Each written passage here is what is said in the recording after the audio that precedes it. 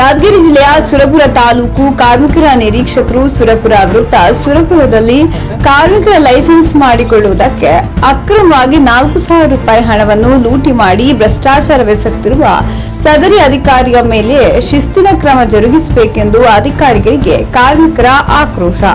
ಸುರಪುರದ ಕಾರ್ಮಿಕ ನಿರೀಕ್ಷಕರ ಕಚೇರಿಯಲ್ಲಿ ಯಾವುದೇ ಕಾರ್ಮಿಕರಿಗೆ ಪರವಾನಗಿ ನೀಡಬೇಕಾದ್ರೆ ಸರ್ಕಾರದ ನಿಯಮ ಮೀರಿ ಹಣವನ್ನು ಸುಲಿಗೆ ಮಾಡ್ತಿದ್ದಾರೆ. ಇದನ್ನು ಕೇಳಿದ್ರೆ ಅವರು ಯಾವುದೋ ಕುಂಟು ನೆಪ ಹೇಳಿ ತಪ್ಪಿಸಿಕೊಳ್ತಿದ್ದಾರೆ. ಒಬ್ಬ ಕಾರ್ಮಿಕರಿಗೆ 5 ವರ್ಷದವರೆಗೆ ಪರವಾನಗಿ ನೀಡಬೇಕಾದ್ರೆ 810 ರೂಪಾಯಿ ಇರುತ್ತದೆ. ಆದ್ರೆ ಇಲ್ಲಿನ ಅಧಿಕಾರಿ 810 ರೂಪಾಯಿ ಬದಲಾಗಿ 4,000 ರೂಪಾಯಿ ಹಣವನ್ನು ಕಾರ್ಮಿಕರಿಂದ ಸುಲಿಗೆ ಮಾಡಿ ಲೈಸೆನ್ಸ್ ಕೊಡ್ತಿದ್ದಾರೆ. ಪ್ರತಿ ಅಂಗಡಿಯ ಮಾಲೀಕರಿಂದ ಸದರಿ ಹಣವನ್ನು ಸುಲಿಗೆ ಮಾಡ್ತಿದ್ದಾರೆ. ಜಿಲ್ಲಾ ವರದಿಗಾರರು ಸಂತೋಷ್ ಭೂಮಶೆಟ್ಟಿ.